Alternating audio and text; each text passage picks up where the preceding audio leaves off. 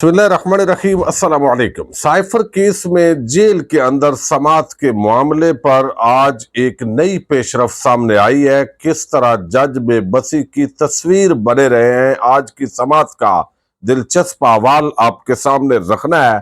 बुशरा बीबी के हक में और मुखालफिन के खिलाफ लाहौर हाई कोर्ट से एक आम फैसला आया है। एक दरख्वास्त को खारिज किया गया है। ये क्या दरख्वास्त थी, इसका पस मंजर और मतन आपके सामने रखना है।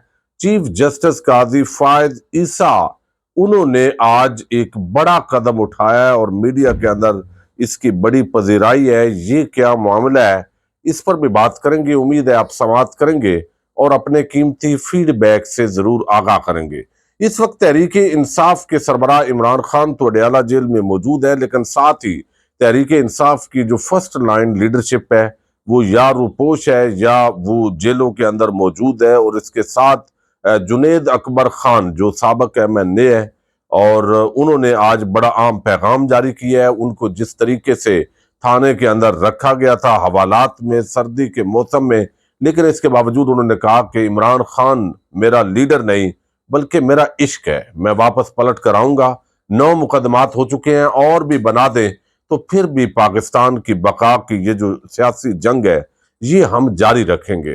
दूसरी तरफ हम देख रहे हैं कि अभी तक तहरीक इंसाफ को लेवल प्लेइंग फील्ड नहीं मिल रही। कोशिश की जा रही है कि तहरीक इंसाफ मजीद इसके टुकड़े हों, तकसीम हो। अभी कुछ आपस के अंदर खानदानी इख्तलाफात के हवाले से जो ऑडियो आई है, फिर जो वकला हैं उनके बयानात के अंदर तजाद है। कल को जब टिकट तकसीम होंगे तो जो मुखालफिन है उनकी ये नज़र है कि उस वक्त में ज़ाहिर है फड्डा पड़ेगा और उसका खूब जो है वो वावेला किया जाएगा और उसका फायदा उठाया जाएगा।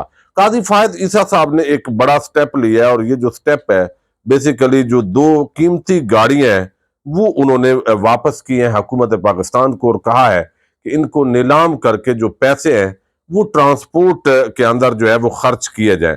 सुप्रीम कोर्ट के रजिस्ट्रार ने सेक्रेटरी काबीना और चीफ सेक्रेटरी पंजाब को ये खत लिखा है, जिसमें कहा गया है कि इल्म में आया है कि सुप्रीम कोर्ट ने चीफ जस्टिस के लिए सितंबर 2020 में लग्जरी कार मर्सिडीज बेंज खरीदी, जिसकी मालियत 6 करोड़ 10 लाख है।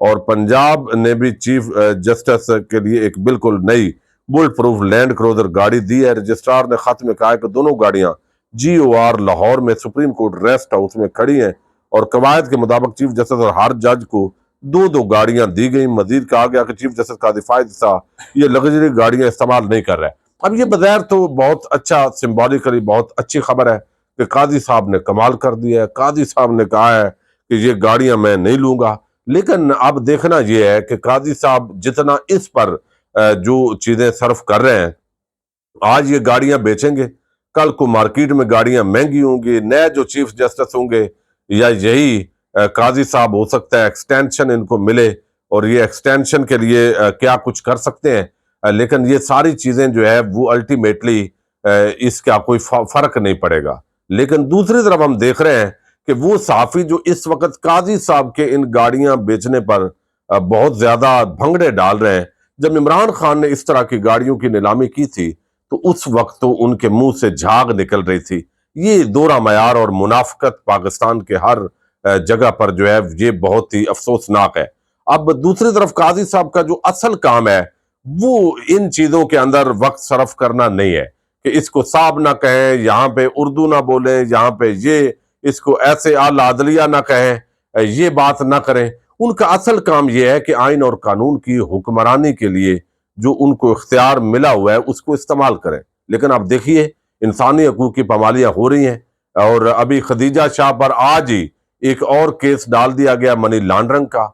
उसके लिए अब कोशिश हो रही है, यानी बाकी केसेस के अंदर उनको जमानत पर रिहाई मिली है, फिर 16 MPO के तहत उनको गिरफ्तार कर लिया गया, और अब जो है वो इस मामले के अंदर इन्वॉल्व किया जा रहा है।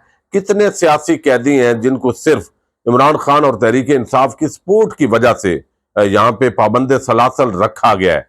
कितनी माओं को उनके बेटों से औलादों से जुदा कर दिया गया है।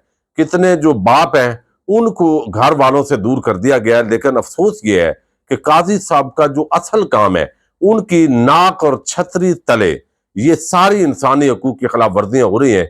अगर टेंशन नहीं है तो सिर्फ इस काम की नहीं है جو آئین اور قانون کے تحت ان کا اصل کام ہے، لیکن ادھر ادھر آپ ان کی جو ہے وہ چھلانگیں آپ دیکھیں گے تو آپ حیران رہ جائیں گے۔ دوسری طرف ایک اور بڑی ڈیولپمنٹ ہوئی ہے، اور یہ جو معاملہ ہے یہ بیسیکلی بشرا بی بی کے حق میں ایک آج درخواست جو ہے، بیسیکلی ان کے خلاف یہ درخواست دائر کی گئی تھی جو آج خارج ہوئی ہے، اور اس درخواست کے اندر جو مطالبہ کیا گیا تھا وہ بڑا عجیب ہے۔ یعنی یہاں پہ لاہور ہائی کورٹ نے سابق خاتون اول بشرا بی بی اور خاور مانیکا کی طلاق کا معاملہ جو ہے اس کے اندر ریکارڈ طلب کرنے کے لیے ایک درخواست جس پر اعتراض لگائے گئے تھے، پھر وہ رجسٹرار آفس کے جو اعتراضات ہیں وہ دور کیے گئے، لیکن آج جسٹس علی باقر نجفی نے اس کو ناقابل سماعت قرار دے کر خارج کیا ہے۔ طلاق نامہ عدت پر اعتراض صرف فیملی ممبران کر سکتے ہیں۔ آپ کو بشرا بی بی کی عدت پوری نہ ہونے کا کیسے پتہ ہے یہ بتائیں؟ میں نے خبروں سے سنا ہے، آپ خبریں دھیان سے نہیں سنتے۔ جسٹس صاحب نے یہ کہا میں آپ کے پاس آیا ہوں کہ عدت کیسے ہوئی ہے۔